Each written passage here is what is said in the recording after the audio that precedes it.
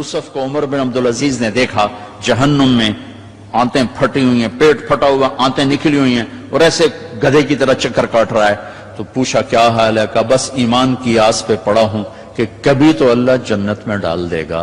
اگر ایمان پہ خاتمہ ہو جاتا ہے اور اعمال کا ذخیرہ نہیں ہے تو اللہ کا قانون ہے جہنم۔ جہنم مردہ جو بتائے نا خواب میں وہ صحیح ہوتا ہے۔ میرا ایک فرسٹ کزن، جیسے ذمہ داروں کے بچے ہوتے ہیں، ساری زندگی غفلت میں گزار دی، جوانی میں مر گیا، بس وہ نمازیں اس نے پڑھی جو کبھی میں کھینچ کے مسجد میں لے گیا، یا پھر عید کی 2 نمازیں، اس کے علاوہ مجھے یاد نہیں۔ تو میں نے خواب میں دیکھا، میں نے کہا کیا حال ہے؟ تو اس نے کہا آگ کے تندور میں ہوں، آگ کے تندور میں ہوں۔ اب میرا تو خون، میرا تو چاچے کا تائے کا بیٹا، مجھے تو آگ لگ گئی۔ میں اس کے لیے پڑھنا شروع کیا، پھر حج کا انتظام کیا۔ تو حج کے بعد جب واپس آیا تو پھر مجھے نہیں خواب آیا، ایک اور ساتھی کو خواب آیا کہ طارق میاں سے کہو تمہارا تحفہ مجھے مل گیا، وہ جو میں نے حج کروایا اس کی طرف سے۔ تو اللہ تعالیٰ کا فضل ہے کہ اس نے یہ بھی رکھا اس امت کے لیے کہ مرنے والوں کے لیے ایصال ثواب کرتے رہو تو ان کی بخشش کے سامان بن جاتے ہیں۔ تو اگر ایمان ہے اور عمل نہیں ہے تو سیدھا جنت میں نہیں جائے گا، وایا ہو کر جائے گا۔ اور اعمال میں میرے عزیزو، میں نماز کی پہلے تھوڑی بات کی تھی، روزے گرمی میں میرا اور آپ کے صبر کا امتحان ہے، میرے آپ کے عشق کا امتحان ہے کہ ہم اللہ کے لیے کتنی بھوک برداشت کرتے ہیں اور اللہ کے لیے کتنی پیاس کو برداشت کرتے ہیں۔ ہمارا روزہ تو شام کو کھل جائے گا، لیکن میرے نبی کی اولاد نے 72 گھنٹے کا روزہ رکھا تھا اور پیاسے ہی ذبح ہو کے اللہ کے پاس چلے گئے تھے، اور قیامت تک کے آنے والے انسانوں کے لیے عذر کے دروازے بند کر دیے تھے کہ وہ تو رمضان بھی نہیں تھا، پانی سامنے تھا، لیکن درندوں نے پانی روک دیا۔ حسینی قافلے کی بات کر رہا ہوں، اور چھوٹے 2 سال کے معصوم بچے سے لے کر حسین عالی مقام تک سارے گھر گھرانے نے 72 گھنٹے نہ پانی کا قطرہ نہ روٹی کا لقمہ، اور اسی بھوک پیاس میں اللہ کی بارگاہ میں حاضر ہو گئے اور امت کو پیغام دے گئے، عاشق ہوں میں عشق کماں میں دل رکھیں وانگ پہاڑوں ہو، سہ سہ بدیاں ہزار علامیں کر جانے باغ بہاراں ہو، منصور جے چک سولی دیتے جڑے واقف کل اسراراں ہو، سجدیں سر چائیں نبا ہو توڑے کافر کہن ہزاراں ہو، عاشق سوئی حقیقی جڑا قتل معشوق دے مننے، سر نو جوڑے تے مکھ نہ موڑے پمیں 100 تلواراں کھنے، سچا عشق حسین علی دبا ہو سر دیتے تے راز نہ بھننے۔ یہ پیغام دے کر گئے۔ ابھی ہمارا چھوٹا سا ٹیسٹ ہوگا، صبح سے شام تک 13, 14, 15 گھنٹے کا روزہ ہوگا، اللہ دیکھے گا میرے لیے کتنا کو برداشت کرتا۔ تو اللہ نے ہمیں اپنی بخشش اپنے خزانوں سے دلانے کے لیے نماز دی، روزہ دیا، زکوٰۃ دی، حج کے اعمال دیے۔ حج زندگی میں 1 دفعہ، زکوٰۃ سال میں 1 دفعہ، روزہ سال میں 1 مہینہ، اور نماز دن میں 5 دفعہ، دن میں 5 دفعہ۔ اور آپ نے فرمایا کہ میری آنکھوں کی ٹھنڈک نماز ہے، اور اللہ نے آسمان پہ بلا کے 50 نمازیں دی، 50۔ اللہ کو پتا ہے 5 دینی ہے، اللہ کو پتا ہے انہیں 5 نہیں پڑھنی ہے، 50 کی تو پڑھنی ہے، ٹھیک ہے، نہیں اللہ 50 دے رہا ہے۔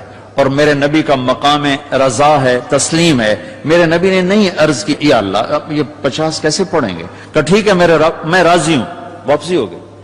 جب اللہ میں نے یہ کہیں پڑھا نہیں واضح کر دوں، لہٰذا میری بات غلط بھی ہو سکتی ہے 100%، اور ٹھیک ہونے کا بھی امکان موجود ہے، کہ جب اللہ پاک نے دیکھا کہ میرا نبی تو تسلیم اور رضا پہ وہاں پہنچ گیا ہے کہ سوال ہی نہیں کیا کہ یا اللہ انہیں 50 کتوں پڑھنی ہے، تو انہوں نے موسیٰ علیہ السلام کو آگے کھڑا کر دیا، ہوگا۔ میں اس لیے کہتا ہوں کہ میرے پاس اس کا کوئی ثبوت نہیں، میرا اپنا ذاتی ایک ذوق۔ آگے 6 آسمان پہ موسیٰ علیہ السلام کھڑے تھے، یا رسول اللہ ملاقات کیسی رہی؟ کہ بڑی اعلیٰ۔ کیا ہوا؟ کہ 50 نمازیں۔ ان کا توبہ تو کہیں پڑھنی ہی نہیں، واپس جاؤ تھوڑیاں کراؤ۔ اب یہ 6 آسمان، یہ 7واں، یہ سدرۃ المنتہا، یہ فاصلے کوئی نہیں جانتا اللہ کے سوا، بے شمار ہیں، لیکن یوں طے ہو رہے تھے، لیکن فاصلہ تو ہے۔ واپس گئے تو اللہ نے 5 گھٹا دی، 45 نہیں گھٹائیں۔ اچھا بھائی میرے حبیب 5 کم کر دیتے ہیں، آنا جانا 9 دفعہ واپس بھیجا، 9 5 45۔ واپس جائیں یا رسول اللہ، واپس جائیں یا رسول اللہ، واپس جائیں یا رسول اللہ، اور ہر دفعہ 5 5 5 5۔ پہلے 5 کیوں نہیں دی؟ اور واپس گئے تھے تو 45 کیوں کم نہیں کی؟ ہر دفعہ بلا رہے ہیں، بھیج رہے ہیں، بلا رہے ہیں، بھیج رہے ہیں، اچھا 5 5 5 5۔ صرف آپ کو نماز کی اہمیت بتانے کے لیے کہ کتنا عظیم عمل ہے۔ جب 5 رہ گئیں اور موسیٰ علیہ السلام پھر کھلوتے، جی اب کیا ہوا؟ کہا جی 5 رہ گئی ہیں۔ کہا نہیں واپس جائیں، کوئی نہیں پڑھیں گے۔ کہا نہیں اب میں گیا تو یہ بھی اڑ جائیں گی، پھر میری امت کا کیا بنے گا؟ مجھے شرم آتی۔ کہا یا رسول اللہ ایک بات بتاؤں کیا؟ میری امت پہ 2 نمازیں فرض تھی، بنی اسرائیل 2 نمازیں تھیں، فجر کی 2 رکعت اور عصر کی 2 رکعت، با جماعت نہیں، انفرادی، رکوع کوئی نہیں، قیام سجدہ، تلاوت کوئی نہیں، تسبیح۔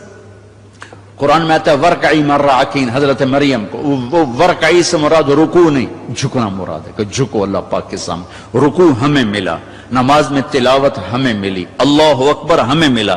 کسی امت کو اللہ اکبر نہیں ملا، کسی امت کو رکوع نہیں ملا، کسی امت کو تلاوت نہیں ملی، وہ اپنی کتاب کے حافظ نہیں ہوتے تھے۔ ہم اپنی کتاب کے حافظ ہوتے ہیں۔ ہمارا بچے سے لے کر بوڑھا، مرد سے لے کر عورت جو یاد کرنا چاہے۔ میرا شاگرد میرے یہاں مدرسہ میں، اس نے 29 دن میں قرآن یاد کیا، صبح سپارہ یاد کرتا تھا اور رات کو تراویح میں سناتا تھا۔ وہ چھٹیاں ہو گئی، لڑکے چلے گئے، وہ امریکہ سے تھا تو وہ اس کا تو واپس جانے کا تھا نہیں، اور رمضان آ گیا، حافظ کا انتظام نہیں ہو سکا، تو انہوں نے کہا جی میں سناؤں گا۔ وہ فجر سے مغرب تک 1 پارہ یاد کرتا اور عشاء میں تراویح میں سنا دیتا تھا۔ 29 دن میں اس نے پورا قرآن سنا دیا۔ تو اللہ نے ہمارے لیے قرآن ایسا آسان، ابھی وہ امریکہ میں ماشاءاللہ مدرسہ، پہلی امت ہے اپنی کتاب کی حافظ نہیں ہوتی تھی، یہ امت قرآن کی حافظ۔ حضرت عثمان رضی اللہ تعالیٰ عنہ حرم شریف میں داخل ہوئے اور اللہ اکبر کر کے نماز کی نیت باندھی اور سورہ بقرہ شروع کی۔ عبد الرحمن تیمی پاس بیٹھے تھے، وہ کہنے لگے بھلا دیکھو رکوع کہاں کرتے ہیں؟ تو بقرہ سے جو چلے الف لام میم ذالک الکتاب، تو والناس پہ جا کے رکوع کیا، 1 رکعت میں سارا قرآن پڑھ دیا۔ یہ میرے رب نے ہمیں نماز کا حسن دیا ہے، نماز کی خوبصورتی دی ہے۔ ابو ریحانہ ایک سفر سے واپس آئے تو ان کی بیگم ان کے انتظار میں، اس زمانے میں نہ کوئی موبائل نہ ٹیلی فون، تو انتظار ہوتا تھا، جو جب رات کو بیٹھنے لگے تو کہنے لگے 2 نفل پڑھ لوں پھر بیٹھیں گے۔ انہوں نے کہا پڑھ لو، اللہ اکبر۔ جو شروع ہوئے چلتے چلتے چلتے چلتے فجر کی اذان پہ جا کے 2 نفل ختم ہوئے۔ تو کہنے لگے ابو ریحانہ اما لنا من کا نصیب، میرا کوئی حق نہیں تھا؟ کہنے لگے مجھے معاف کرنا، میں بالکل بھول گیا، مجھے یاد ہی نہیں رہا۔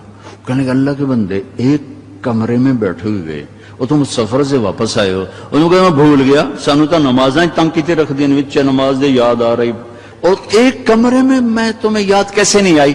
کہنے لگے جب میں نے قرآن شروع کیا تو جنت میرے سامنے ایسی آئی کہ مجھے بھول ہی گیا کہ میں کہاں کھڑا ہوا۔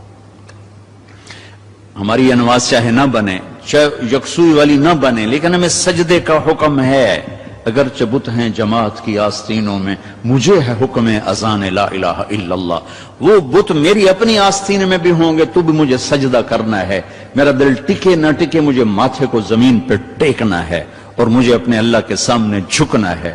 تو موسیٰ علیہ السلام نے کہا 2 نمازیں نہیں پڑھ سکے، 5 کیسے پڑھیں گے؟ کہ بس جس کا نصیب ہے وہ پڑھے گا، میں واپس نہیں جاؤں گا، میں لے کے جاؤں گا۔ جب آپ چلے نیچے تو پیچھے سے اللہ کی آواز ہے، میرے محبوب ہماری تو پھر 50 ہی ہیں، آپ کی امت 5 پڑھے گی، 50 لکھوں گا۔ آپ کی امت 5 پڑھے گی، 50 لکھوں گا۔ تو ہمیں اللہ نے کتنے ہمارے لیے رحم و کرم کا دروازہ کھولا کہ ایک ہمیں نماز جیسی دولت دی، پھر اس کو باجماعت مسجد کے ساتھ جوڑا، مسجد کی دوڑ لگانے کو کہا، ایک نماز سے دوسری نماز کے درمیان گناہوں کی معافی کا اعلان کیا، ایک جمعے سے دوسرے جمعے کے درمیان گناہوں کی معافی کا اعلان کیا، فجر سے ظہر تک کے درمیان جو کچھ ہوا ظہر پڑھی اللہ نے معاف فرما دیا، عصر کے تک جو کچھ ہوا عصر پڑھی اللہ نے معاف فرما دیا، مغرب پڑھی معاف، عشاء با جماعت پڑھ کے سو جاؤ، فجر مسجد میں جا کے پڑھو، ساری رات تہجد لکھی جائے گی۔ ایک آدمی تہجد نہیں پڑھ سکتا، کمزور ہے، عشاء با جماعت پڑھ لے، فجر با جماعت پڑھ لے تو ساری رات تہجد میں لکھی جائے گی، ساری رات اس کی عبادت میں لکھی جائے گی۔ اللہ نے ہمیں عبادات میں نماز اعلیٰ درجے کی چیز دی ہے۔ نماز کے بعد